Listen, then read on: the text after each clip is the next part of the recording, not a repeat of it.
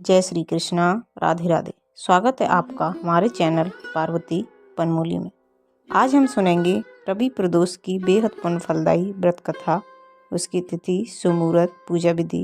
तो आइए जानते हैं सब कुछ। प्रदोष व्रत की आप सभी भक्तजनों को हार्दिक शुभकामनाएं।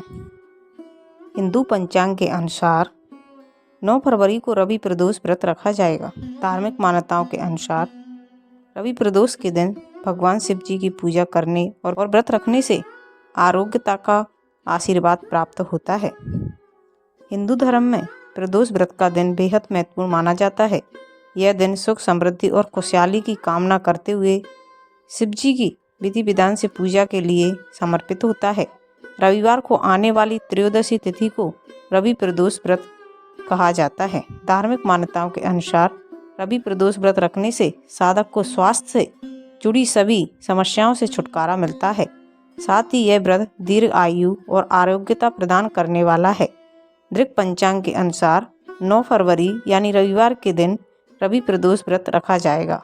हिंदू धर्म में स्वास्थ्य से जुड़ी समस्याओं से राहत और जीवन में सुख समृद्धि के लिए इस दिन आप भी शिव जी का व्रत रखकर भगवान भोलेनाथ को प्रसन्न कर सकते हैं। दृक पंचांग के अनुसार माघ महीने के शुक्ल पक्ष की त्रयोदशी तिथि की शुरुआत 9 फरवरी को शाम 7:25 पर होगी और अगले दिन 10 फरवरी को शाम 6:57 पर समाप्त होगी। ऐसे में उदया तिथि के अनुसार 9 फरवरी को प्रदोष व्रत रखा जाएगा। कहा जाता है प्रदोष व्रत में प्रदोष काल में पूजा करना बेहद शुभ माना जाता है। हर माह में आने वाले प्रदोष को शाम को प्रदोष काल शिव पूजन खास मायने रखता है।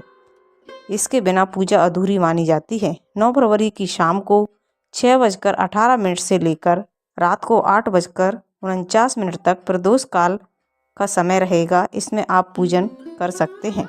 आइए अब जानते हैं प्रदोष व्रत की पूजा विधि के बारे में। प्रदोष व्रत के दिन सुबह जल्दी उठें, नित्य कर्मों से निवृत्त होकर स्नान आदि कर स्वच्छ कपड़े धारण करें। इसके बाद शिव जी का ध्यान करें और प्रदोष व्रत का संकल्प लें। भगवान शिव और गौरी की पूजा करें। शिव जी और माता पार्वती के समक्ष दीपक जलाएं। भगवान शिव और माता पार्वती की प्रतिमा के सामने फल, फूल, धूप, दीप और नैवेद्य अर्पित करें। इसके बाद प्रदोष काल में शिव पूजा करें। इसके बाद शिव जी का विधि विधान से पूजन करें। शिवलिंग पर गंगा जल, कच्चा दूध, दही, शहद, आँख के फूल, धतूरा समेत सभी पूजन सामग्री उनको अर्पित करें। रवि प्रदोष व्रत कथा का पाठ अवश्य करें। ये अब सुनते हैं रवि प्रदोष व्रत की कथा। व्रत हर महीने के त्रयोदशी तिथि को रखा जाता है। आइए अब सुनते हैं प्रदोष व्रत की बेहद पुण्य फलदायी व्रत कथा। एक समय की बात है, सब प्राणियों के हितार्थ हेतु परम पावन भागीरथी के तट पर ऋषियों ने विशाल गोष्ठी आयोजन किया। इस सभा में व्यास जी के परम शिष्य पुराणवेत्ता सूत जी महाराज हरि कीर्तन करते हुए पधारे। सूत जी को आते हुए देखकर शौनक आदि 88,000 ऋषि मुनियों ने खड़े होकर दंडवत प्रणाम किया। महाज्ञानी सूत जी ने भक्ति भाव से ऋषियों को हृदय से लगाया तथा आशीर्वाद दिया। विद्वान ऋषिगण और सब शिष्य आसनों पर विराजमान हो गए। शौनक आदि ऋषि ने पूछा, हे पूज्यवर महावते, कृपया यह बताने का कष्ट करें कि मंगलप्रद कष्ट निवारक यह व्रत सबसे पहले किसने किया और उससे क्या फल प्राप्त हुआ। तब सूत जी बोले, आप सभी शिव के परम भक्त हैं। आपकी भक्ति को देखकर मैं व्रती मनुष्यों की कथा कहता हूँ, ध्यान पूर्वक सुनो। एक गांव में अति दीन ब्राह्मण निवास करता था। उसकी साध्वी स्त्री प्रदोष व्रत किया करती थी। उसे एक ही पुत्र रत्न था। एक समय की बात है, वह पुत्र गंगा स्नान करने के लिए गया।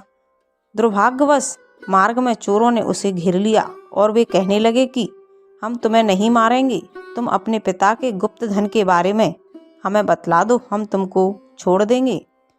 बालक दीन भाव से कहने लगा कि बंधुओं, हम अत्यंत दुखी दीन हैं, हमारे पास धन कहाँ है। तब चोरों ने कहा कि तेरे इस पोटली में क्या बंधा है।